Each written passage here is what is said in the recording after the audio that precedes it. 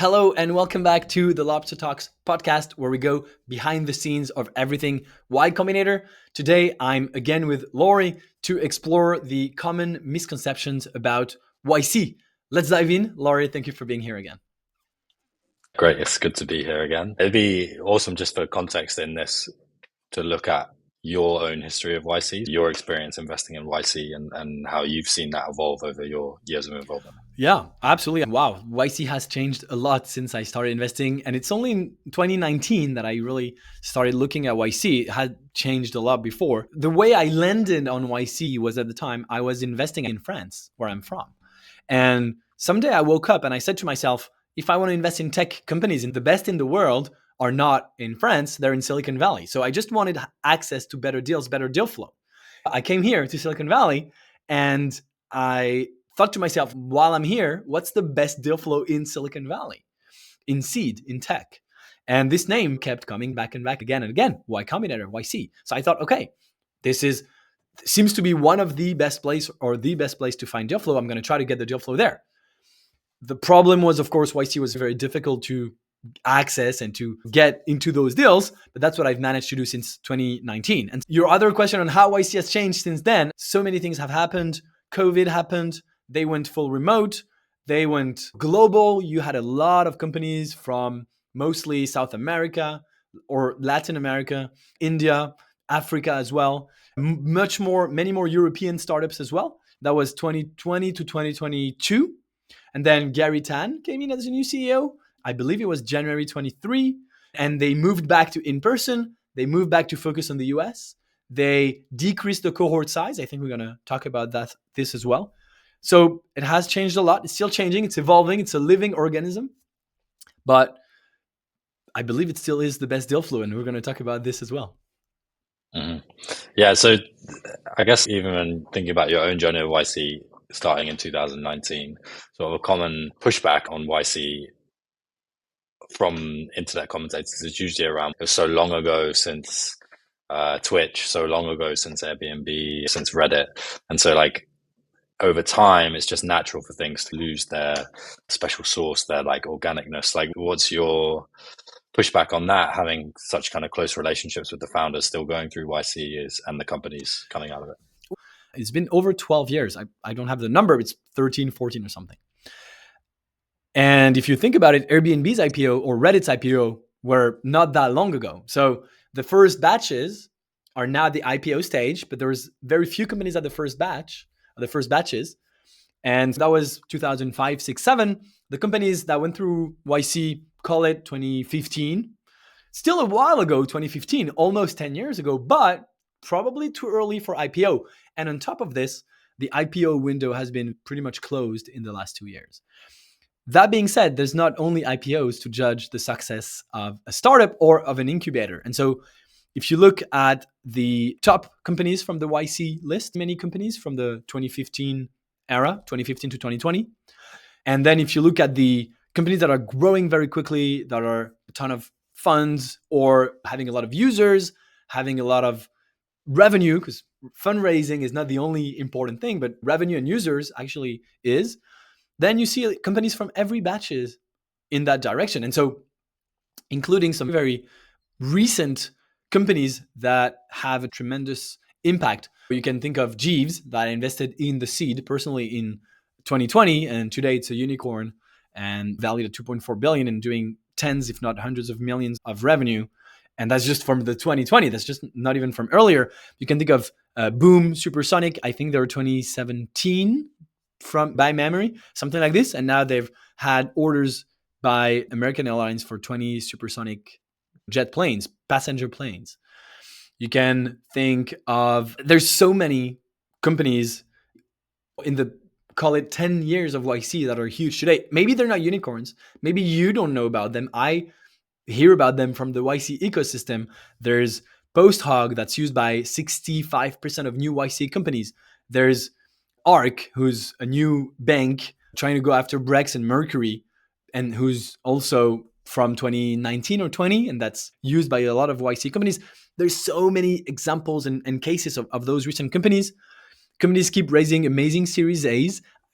Yeah, saw on LinkedIn like a few weeks ago a company from 2022 from YC that I passed, and they raised, I think it's a 17 million Series A. And again, it's a feature for when you're writing code. Let me stay vague here, but I think it's 70% of new YC companies use their tool. And there's not only YC companies in the world, but just to show you that if hundreds and hundreds of new companies started in YC use that, it means they have so many users. Their argument overall, it's true. It's been forever. We've had a big IPO. Yes. But if you actually dig a little bit and look behind the surface, or under the surface, sorry, you see that there's actually a lot of great companies and a lot of great things happening.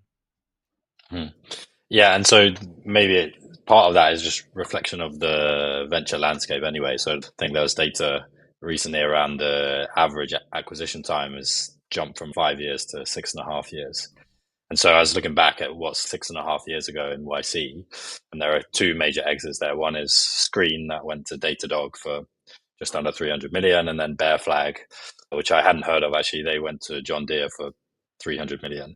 It's not a bad outcome, right? Yeah. Yeah, but maybe for you as a VC focused on YC, as the venture market changes, and especially for yourself getting in at that kind of post-demo day round, like how is your strategy thinking around the 5 to 10 year return cycle of a fund changed in terms of, is it maybe less looking at IPO to start producing DPI for the fund? Yeah, first of all, just going back on what you just said, 6 years ago, there's only 2 acquisitions. You might be thinking it's not a lot. If there's 6 years ago in the batch, maybe 100 companies. So what about the other 98? First of all, what's interesting with YC is YC gives company a disproportionate advantage. This is what they say on their homepage. And so they're going to allow you to be better and so to survive longer. And so out of those 98 remaining companies, if it's not for YC, many of them would be dead. Probably today they're still alive thanks to YC. And another thing that I see that supports exactly this idea is that YC companies tend to raise more money than the rest. And so if you have more money, usually you have more runway, and so you can survive longer. I have a YC company that I invested in 2021, I believe, and they just pivoted. They had a big issue with their provider, closed basically their business, and there's, okay, we're going to pivot. But I was scared, asked the founder, is this a problem? She said, I have 10 years of runway right now. I can take 1 or 2 years figuring things out for what I'm going to do next. And so she's regrouping, taking her time, building the foundations, and then going out with a much bigger and better, ambitious product. So YC companies tend to be around for longer. And so that's also interesting because the longer you're alive, the longer you have odds of hitting it big, of getting acquired, or finding a growth spur, etc. So on your question of the funds dynamic, everybody wants their money faster. So I think it's 2 things. The best funds, they return 1 time the invested money early. So it's called the DPI, distributed per invested capital. So you give me K, I'm going to try to get you 500K out of the fund as quickly as possible so that your money's off the table. And the best funds, they do this, let's say in 5 years. I think it's been done in 4. I know it's been done in 4 or 3 in very rare cases, but if you can do it in 4 or 5 years, that's great. But then the idea is, my fund has 40 investments. If you have one that returns the amount invested, then you have 39 other shots at making money. You could almost call them 39 free lottery tickets, but they're not lottery tickets, of course, because it's not invested randomly. It's invested very, thoughtfully with a lot of odds of winning. But you get the money out, and then you get 39 times other chances to make it big. So that's how I think about it. My goal is going to be to return the 1x as fast as possible, and the investors, they love that, obviously. But then for the rest, if the fund is 10 years, like most funds, if it extends, I probably don't really care. Again, I want to bring, if it's going well, let's say I don't care if it's going really well. Think of Airbnb. It's 12 years, but the return is 31,000x. So it's worth it. It's worth the 2 extra years. And so I will have to get the agreement of my investors, of my LPs, to prolong the fund and make it last longer. But I think if the companies in the fund are doing well, it's probably worth it. And so if it's 14, 15 years instead of 10, instead of 12, but if it's life-changing money for them, if you invest 500K and you get a 50x return out of the fund, 25 million out of your 500K, that's life-changing money, probably, for you. And so that's how I think about it, as quickly as getting money off. And then whatever the terms are. All of this being said, I'm not sure the exit time, IPO, etc., is going to remain that long. There's a lot of people for whom this doesn't work really well, who are frustrated. There's a lot of funds who have a fund model where they actually need to get the money out in 8 years. And so, and there's more and more people investing in the US economy, in the US stock market. So again, the IPO window has been closed, but it could reopen very big in a very big way and stay open for years and years. That's possible. We don't know where it's going today. But today's situation is not necessarily the situation we're going to be in for the next 10 years. Mm. Yeah, and I think that kind of brings it into that another kind of pushback that you see now and again about YC. So you mentioned there about how, like, obviously when startups die, the cause of death is always running out of money, right? That's the Paul Graham quote. So with AI reducing maybe efficiency costs, or companies not necessarily then needing to raise follow-on capital, is the YC model that kind of builds companies up to go and raise VC and then go and raise Series A and then grow and grow, does that become outdated for investors now, as companies maybe only need 1-2 rounds of capital rather than pushing all the way through to Airbnb, Stripe? I love that topic. That's brilliant. That's awesome. There's Zapier, who's a YC company, and they just raised a seed and they never raised any money after that. And today they're doing over 100 million in ARR. And they just have safes, seed round. They raised like 3 million, I think, and that's it. And they never raised again. I just invested in a company who told me we might never have to raise again after this as well. The model of Silicon Valley, a lot of people mistake the model of, and that's something that YC actually helps you understand.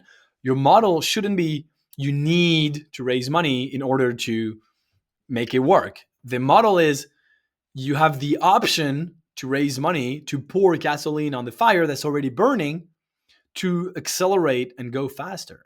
If your company doesn't work without the fundraise, it's a bad business. Your business should be a cockroach, impossible to kill, and noodle profitable. That's a YC expression where every day you make $1, you can go buy a cup of noodles, feed yourself, and the next morning you come back and you try again. And the idea of a fundraise should be only to pour gasoline on the fire. And so there's a lot of, I see the best in class YC companies, or companies in general, they raise money that they don't even really touch. It stays in the bank account. It's like a security, a mattress or something in case of emergency. But if you're growing fast enough and you're lean, and so AI is only going to reinforce that, only going to make it even more true and stronger. So I don't believe it makes the YC model obsolete. I think it makes the YC model stronger, that you can raise easily because you're a YC company, but you probably need it even less. But still, and you're going to be even more productive with that money with the AI tool, and you're going to have even a longer runway. And we talked about this earlier. They tend to survive longer. You're going to survive even longer. So I don't think it's a change in the models of Silicon Valley. It's a great news for everyone else that doesn't get into YC. It means you can build a great business with AI. There's talks about the first $1 billion one-person startup, the first $1 billion single-person unicorn. And it's going to happen with AI and tools and whatever. And so you don't need to go through YC. You don't need the money. But of course, it helps to have a couple millions in the bank account in case of emergency. So I don't think it changes the model. I think it just makes it more powerful for everyone, including for YC. Yeah, and so you touched on another point there, which is that obviously AI companies and these one-person AI companies, and in that there's also this notion around maybe the end of B2B SaaS. Tools become easier to build internally. And another pushback on YC is that it's too B2B SaaS focused, and 50% of the top YC companies of all time are all B2B SaaS companies. Yeah, what do you make of that pushback? On the danger for B2B SaaS, I think it's probably true. There's some danger for the B2B SaaS, but it's creative destruction. It's like when the car arrived, it was dangerous for the people driving carriages and horses. And yes, the guy who makes the leather equipment for the horse or the whip or something, this guy goes out of business, but then maybe he starts a car company or whatever. So creative destruction. I believe for this. So just to give some context, your question means companies are paying maybe $1 million a year to Salesforce, but tomorrow with AI and tools, and now there's more and more sort of AI that's able to program, you can ask an AI to build your own version of Salesforce, and it's going to take a month, and then that's it. You own it, and you save $1 million per year to Salesforce. And so for companies like Salesforce, it could be a big problem. That's the idea behind it. And so I believe that's true. Now, is YC too much B2B? I don't really feel that's a problem. YC is accepting businesses, B2C, B2B, every type of businesses, as long as it's something that people want and they're growing and they're just starting a product that customers want to buy. So just it's going to have to change. YC is going to change like the rest of the industry. If B2B SaaS is harder to succeed with, people are going to build something else. It's the same thing with fintech. YC had a lot of fintechs in the program, and now it's out of fashion. Less people care about fintech. It doesn't mean they don't have massive exits and outcomes and successes in fintechs, including Coinbase. I don't think that's a problem for YC. I think it's interesting. YC is always reflecting the trends, but also a little bit ahead of the curve. And so when B2B SaaS was very popular in the Valley and in the world, they were very popular in YC as well. And probably they're going to be less popular in the future.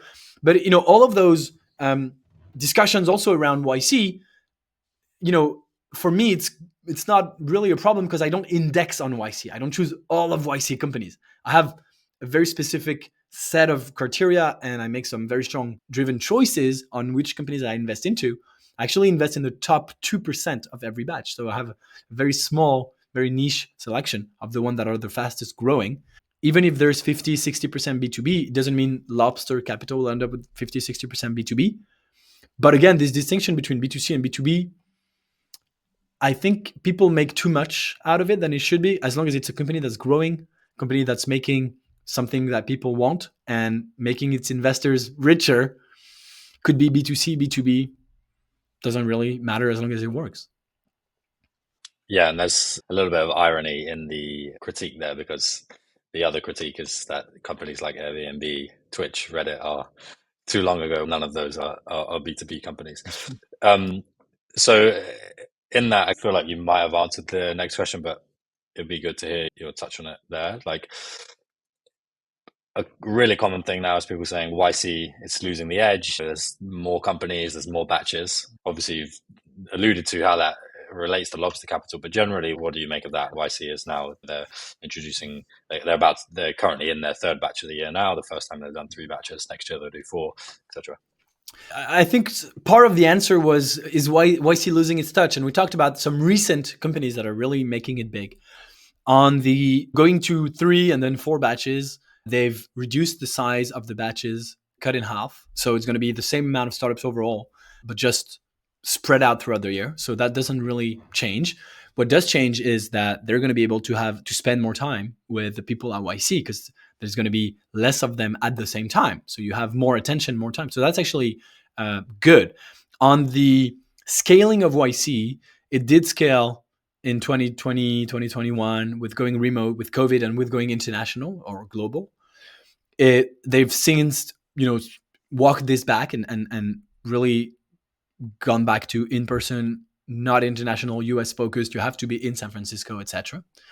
But what's interesting with the YC model is that it's actually quite scalable, because you have a bunch of group partners. So the way YC works is you're selected, and then you have one person that's the one partner you're going to work with the entire batch is your group partner.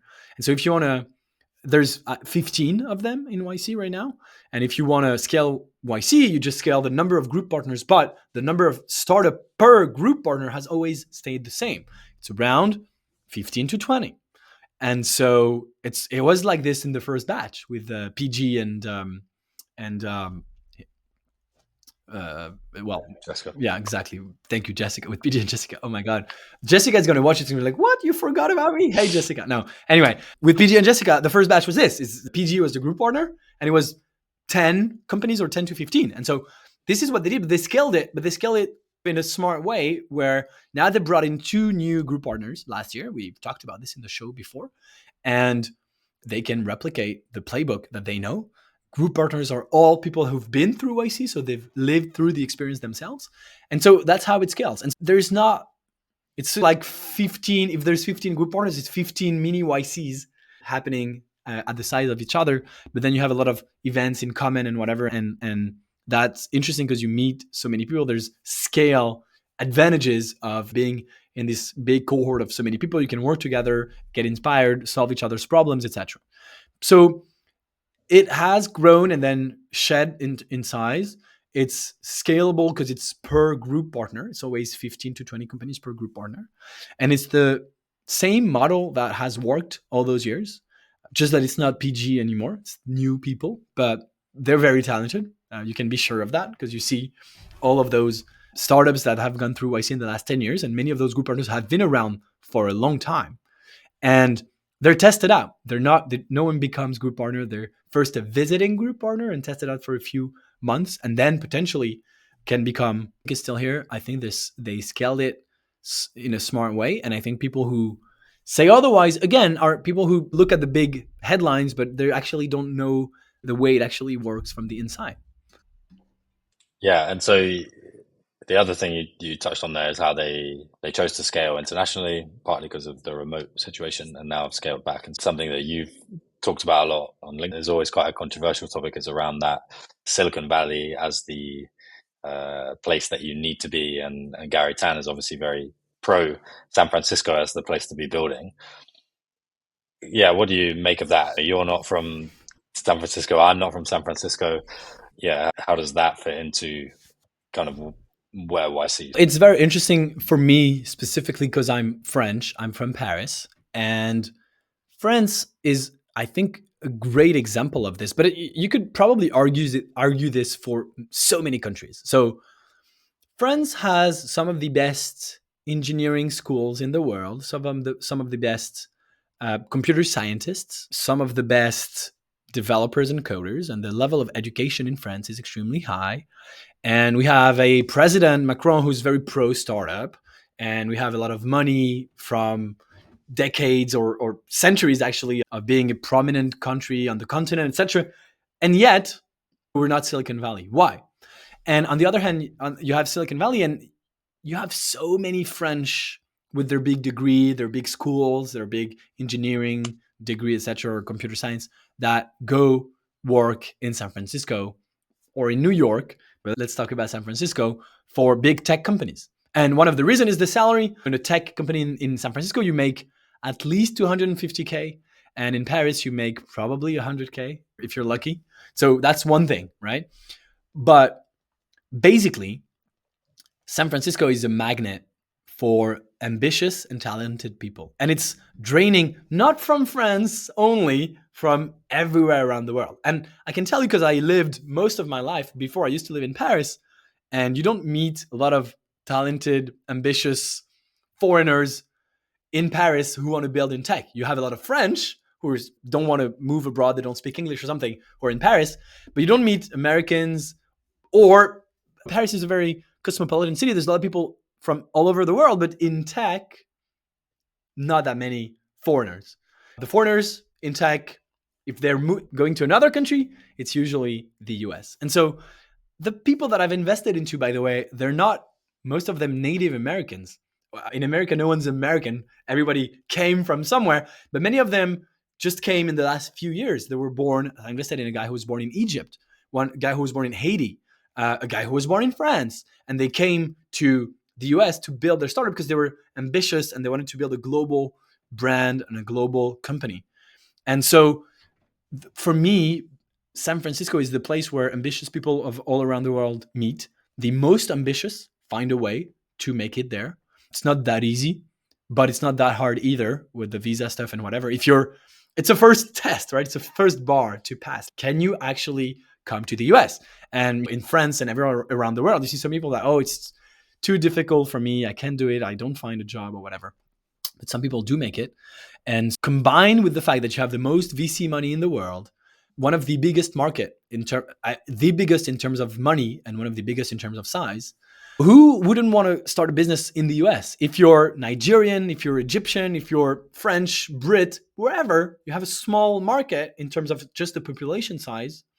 People are going to say, oh, what about the European market? If you're French and you want your market to be the European market, you have to do your product in 14 languages, in 28 different rules and regulations. It's a nightmare. And there's some different habits in Germany, it's cash on delivery. You don't pay online.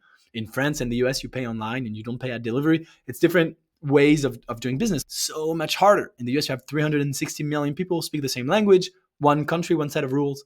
San Francisco is the place to be. I agree with Gary. I do see a lot of things happening in New York. A lot. It's crazy. It's really surprising to me because I thought it would all concentrate in San Francisco, but actually there's two hubs. I think New York is very active. I'm still mostly focused on SF, but I even see some YC companies from SF move to New York for their customers or for talent or something. But anyway, it's a whole thing with their music industry in LA and their movie industry and the American dream and the American way of life, whatever. Everyone in the world, they grow up and they dream of going to the US and building a business. They don't dream of going to Paris or to London I've been to Lagos. It's a fascinating city that's growing in Nigeria. It's insane. But people don't dream of moving to Lagos. They dream of moving to LA or New York or whatever. So this is what some people end up doing. That's why it's the place to be. It's where you meet the most ambitious people in the world. And in the US as well. If you're born in Pittsburgh or Chicago, whatever, nothing wrong with those cities, but you actually want to go where the action is. You want to go to San Francisco.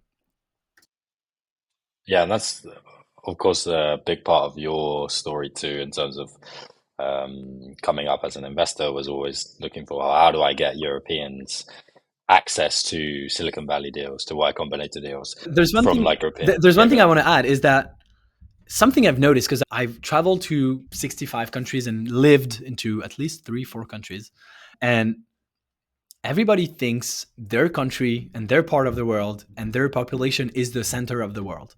So French think that France is the number one thing important in the world. Americans think that as well. Probably Brits think that I've spent a lot of time in London. I haven't lived, but probably the Brits think the same thing. That's human nature. But in business, in the startup world, Americans, they think this as everyone else, but it's true there.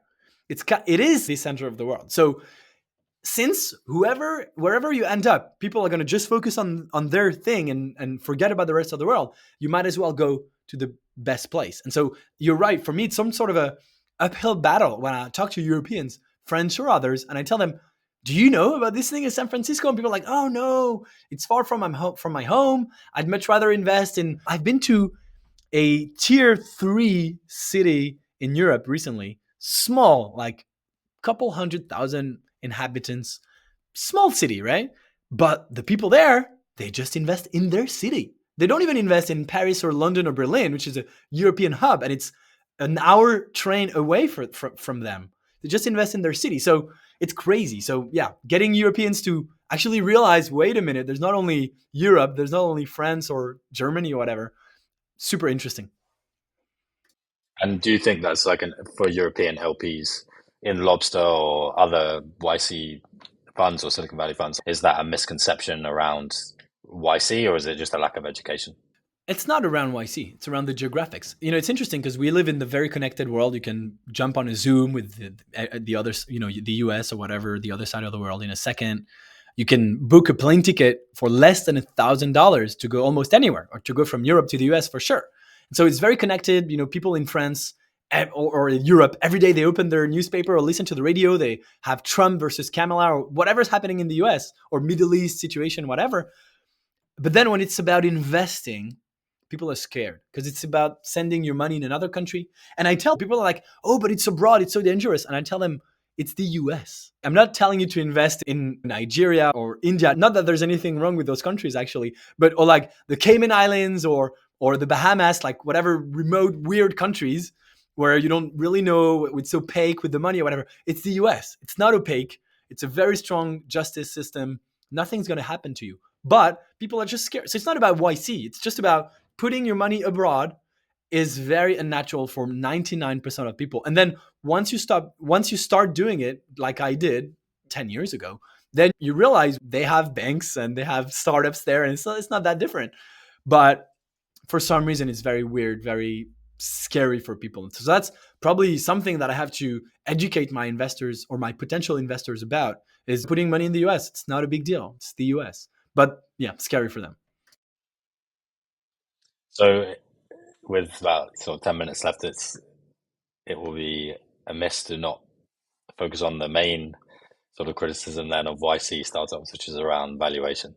And so just, yeah, great to hear your take on that, especially you're not a Series B, Series C investor. Getting in at a right valuation is part of a seed philosophy. And so how do you address that as Lobster, where you don't often get to set those terms, or those terms are pretty standardized? Yeah, absolutely. I love that. I love that topic. It is true that it's probably the most said thing about YC. It's too expensive.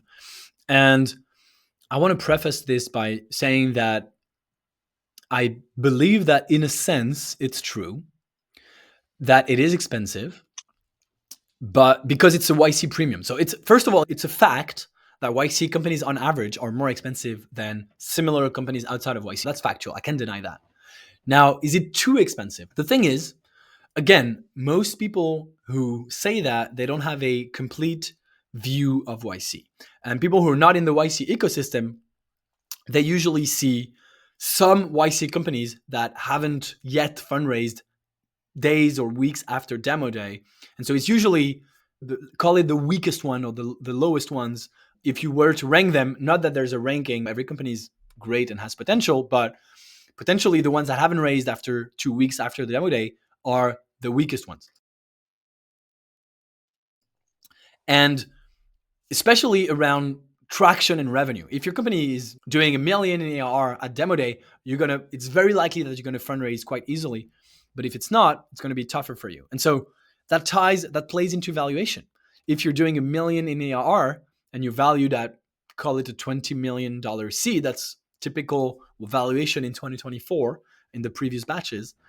At 1 million ARR, that's actually not that expensive, or you could actually argue that it's cheap. It's 20 times today's revenue, with hopefully a growth trajectory that's pretty steep, pretty high. And so you could even argue that it's cheap. On the contrary, if you are the last company in terms of revenue, you're 6, 9, 12 months old, and you get zero revenue, but you're also trying to raise at 20 million, then yes, in that case, it is expensive. So YC is diverse. The cohorts are not that big, but they're not that small either. There's a couple hundred companies per year. And there's diversity in there and in terms of businesses, but there's not a lot of diversity in terms of valuation. Everyone thinks, oh, I'm YC, I'll just go with 20 million. And that's 24. It used to be 25 or 30, and then in the crisis in 2023, it used to be 15 to 20. But right now it's around 20. Oh, I'm YC, I'm going to go at 20. And the thing is, they actually get away with it. There's almost always an investor who's ready to make that deal. And then after a few years, they go back and say, oh, it was too expensive. YC valuations are too expensive. I shouldn't have done that. But the top ones that grow very quickly and have a lot of revenues are not that expensive. So it's same valuation, different sets of companies. That's the first thing. The second thing you got to think about is the outcomes. So again, I have some European investors, not all, many American as well, but European valuations are lower. And so when people see those valuations in Europe, they're like, oh, wow, 20 million seed. In Europe, it's 4 million, it's 3 million, 2 million. Yeah, but the outcomes are much bigger in the US, and they're much bigger in tech in YC. So think of Airbnb, $100 billion exit. What if you said no to the seed at 20 million because it's too expensive? So usually those seed valuations, usually you can negotiate them, sadly, because the round is already started and going. And that's a technique that YC uses, is they get a few angels very quickly, even for 10K, but they say, oh, now it's locked in at 20 because I got some investors, and that's it. So usually you can negotiate it. When you can, I try, but usually you can. And so think of it that way. If you see Airbnb at 20 million, it's either you take it or you lose the deal. And so my job is not that much about finding the right valuation. It's more about finding the right company and having a conviction that this could be $1 billion or even a $10 billion company, or even 100 billion like Airbnb billion exit. If you think it's going to be $1 billion or it's either you miss the deal or you take it at this price. So think about it that way and think about the outcomes that could be bigger. And it's not only in theory. If you look at the YC numbers, the outcomes are bigger because you have 6% unicorn rate. 5 to 6% is probably 6% end up becoming unicorns. And that's just at 1 billion. But once you're a unicorn, you could be 2, 5, 10 billion. And that's one company out of 20. So again, if you invest at 20, let's do the math, right? If you invest at 20 million valuation in 20 companies and just one exits at a billion, that's 1,000 divided by 20, that's a 50x. And so if you've made 20 investments, even if the 19 others go to zero, and that's just at 1 billion, right? It could be 2, 5 billion, but that's just at 1 billion, then the math just works out perfectly. You're very much in the green. Bigger odds of success, bigger size of the exit. And that's why you end up paying a premium. Now, again, I wouldn't recommend getting into any YC company at 20 million. I believe you need to have another filter on top of that. That's what I'm doing with Lobster. Remember, I only get the top 2% of every batch in terms of revenue. The very last thing I want to talk about is my experience as a real estate investor in France 10 years ago. Maybe 8 years ago, I don't know. When I started investing in real estate in France, I was living there at the time in Paris. And people told me, you shouldn't invest in Paris because it's too expensive. Go find those small cities in France, not even like the top 2 cities, Marseille, Lyon, Bordeaux, Nice. No, go find the small cities where it's very cheap, because then you buy on the cheap and that's great. But I was living in Paris at the time. I didn't want to travel. And I was like, okay, thank you, but I'm going to actually invest in Paris. But like 10, 20 different people told me the same thing. Don't invest in Paris. And I watched them invest elsewhere and I invested in Paris. Turns out Paris is a very small city compared to most European cities. And so real estate prices have been going up very steadily over the last 30 years. And I invested in Paris. It was more expensive than the rest, but the price of my real estate in Paris has been increasing since then. And what about those other cities? You guessed it. Even with COVID, where people moved from big cities outside in the suburbs and in the, let's say, more outdoorsy places, smaller villages, even with this, the prices have not kept up, and most of them have gone down with the interest rates of the European Central Bank going up, et cetera, et cetera. So it stayed with me, all of those experiences. Sometimes it's better to buy something that's expensive, but that's going to keep increasing in price, than buying something just because it's cheap and then doing a bad deal. It brings a last idea to my mind saying this. Same thing with crypto. People are like, oh, I'm not investing in Bitcoin, it's too expensive. I found this obscure small coin, whatever, because it's only 5 cents. I'm going to get rich. And of course, it would have been much better for you to invest in Bitcoin in 2019, 2021, any of those years, because your little whatever coin crashed because it's nothing. And below the day to day, I know it goes down as well sometimes, but overall, it has gone up significantly in the last 5-10 years. So again, going for the blue chip thing is not always a bad thing. And so this applies to YC. It's more expensive, but it's filtered, and it's very likely that it's worth it. Yeah, and that's the classic Warren Buffett quote around better to buy like a wonderful business at a fair price than a fair business at a wonderful price. Exactly. Just with that, it'd be just a last comment on maybe dilution. So obviously like seed stage valuations are a little bit more thought of in terms of potential dilution than actually the valuation of the company, and structures things to maintain the majority cap tables for founders. And so how do you and Lobster think about dilution? Yeah, first of all, we're able to get pro rata on our deals, and that's something I'm quite proud of because it's not always easy in YC, but we do get pro rata in our deals. So that's great, protects against dilution. If there's a new round, we can keep our equity. That's one thing. On high valuations gives you usually little ownership. So some funds don't like that. But for me, the ownership doesn't matter as much as the trajectory of the company. If you get if you get just 1% of Airbnb, you're very happy. And what matters is if the company's valuation increases, then your money increases. Our check size in companies is 250K. If the company 10x's, our check size 10x's as well. 250 becomes 2.5 million. If the company 100x's, our check 100x's as well. And especially if we're protected around dilution with pro rata, we just can keep this ownership. So we don't have 10% ownership of companies, but as long as the company grows, our money grows. And that's what investors want. So I'm not too focused on that. It also has its advantages. We don't have a board seat, even though I have the trust and the personal relationship with the founders. But a board seat is a lot of inconvenience as well, and time that you need to spend. That's how companies then hire people just to sit on board seats and are not able to scale, etc. Find great businesses. I find great businesses. I try to find them that are growing very quickly, so they don't need me. I'm helping them, but they don't need my help. They already have figured out a lot of things, and just try to multiply the money that you've put in them over a very long term. If they're growing very quickly, then your money grows very quickly as well. Be exciting to see how 5 years time what's the unicorn rate. And I know you've already invested in ones that are that on paper. So oh yeah, for sure. And that was before Lobster, because I started investing in 2023. So I've invested in 2020 and 2021 in 2 seed rounds that are today unicorns.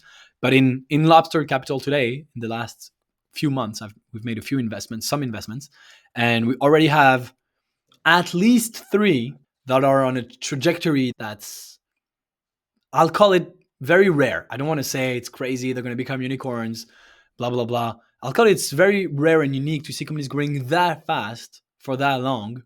We'll see. Hopefully we can announce unicorns in Lobster before 5 years. That's why I think we're accelerating. That's why I was alluding to earlier. So I think it could be earlier than that. We'll see. Awesome. Well, thank you so much, everyone, for tuning in. Thanks, Laurie, for directing all of those questions at me. And don't forget to subscribe on your favorite podcast platform. And until next time on the Lobster Talks, see you soon.